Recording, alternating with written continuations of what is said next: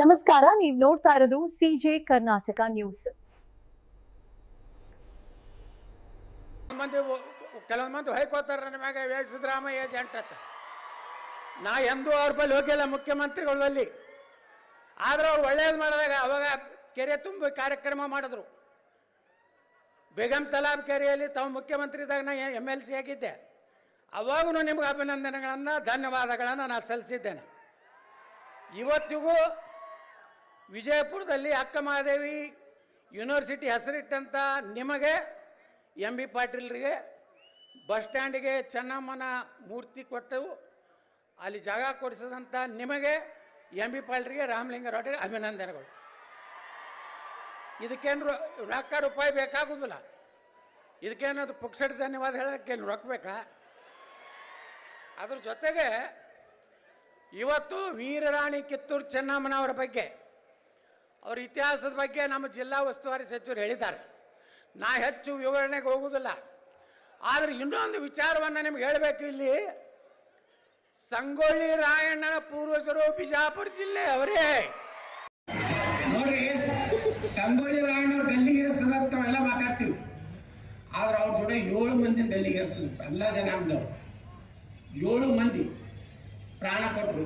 ನಗನಗತ ಹೆಂಗ ಭಗತ್ ಸಿಂಗ್ ಈ ದೇಶಕ್ಕೆ ನಗನಗತ ತನ್ನ ಗಲ್ಲಿಗೆ ಏರಿಸುವಂಥ ಕಾಲದಲ್ಲಿ ನಕೋತ ಪ್ರಾಣ ಕೊಟ್ಟ. ಹಂಗ ಸಂಗೊಳ್ಳಿ ರಾಯಣ್ಣ ಜೊತೆಗೆ ಸಂಗೊಳ್ಳಿಯ ರಾಯಣ್ಣ ರೋಗಣ್ಣವರು, ಇವರು ಸಂಗೊಳ್ಳಿ ರಾಯಣ್ಣ ರೋಗಣ್ಣವರ ಅವ್ರ ಹೆಸರು.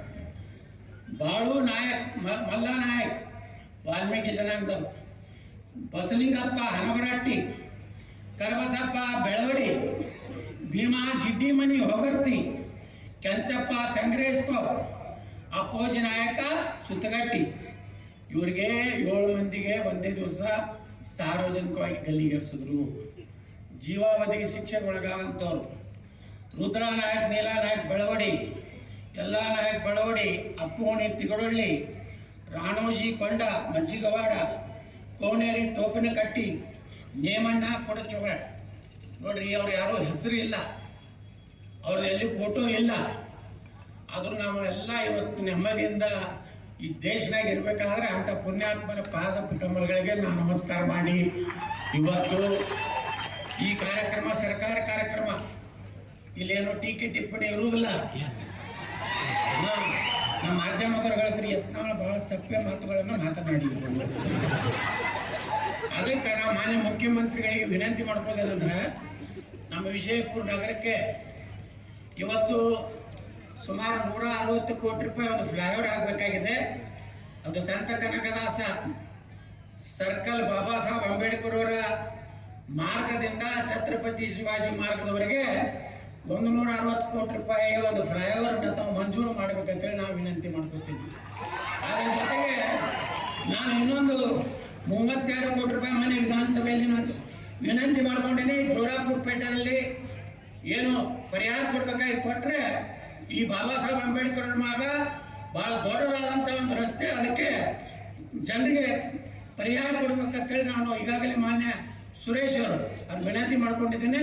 ಇವತ್ತು ನಮ್ಮ ಮುಖ್ಯಮಂತ್ರಿಗಳೇ ಅರ್ಥಮಂತ್ರಿ ಇರೋದ್ರಿಂದ ಮಂಜೂರು ಮಾಡಬೇಕನ್ನೋಂಥದ್ದು. ಅದೇ ರೀತಿ ಈಗಾಗಲೇ ದ್ರಾಕ್ಷಾ ಮಂಡಳಿಗೆ ಮಾನ್ಯ ವಿಧಾನಸಭೆಯಲ್ಲಿ ಮುಖ್ಯಮಂತ್ರಿಗಳು ಹೇಳಿದ್ದಾರೆ 100 ಕೋಟಿ ಕೊಡ್ತೀನಿ ಅಂತ ಹಿಂದಿನ ಬೆಳಗಾವಿ ಸಂದ ಹೇಳಿದ್ರು. ನಾನು ಹೇಳಿದ್ರು ಬರೀ 10 ಕೋಟಿ. ಎಷ್ಟು ಬೇಕಾದ ಕೊಡ್ಲಿಕ್ಕೆ ನಾವು ರೆಡಿ ಮಿನಿಸ್ಟರ್ ಅಂತ ಹೇಳಿದ್ದಾರೆ.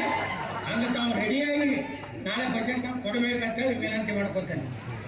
ಅದೇ ರೀತಿ ಇಷ್ಟು ನನ್ನ ಬೇಡಿಕೆ ಹೆಚ್ಚಿಗೆ ಹೇಳಿಕೆ ಬಳಕ ನಾನು ಹೊಲಿಸಲ್ಲ. ತಮಗೆ ಅಭಿನಂದನೆ ಸಲ್ಲಿಸಿ ನಿಮಗೂ ಹೆಚ್ಚು ಚಪ್ಪಾಳೆ ಹೊಡೆಯೋದಕ್ಕೆ ಅಭಿನಂದನೆ ಸಲ್ಲಿಸಿ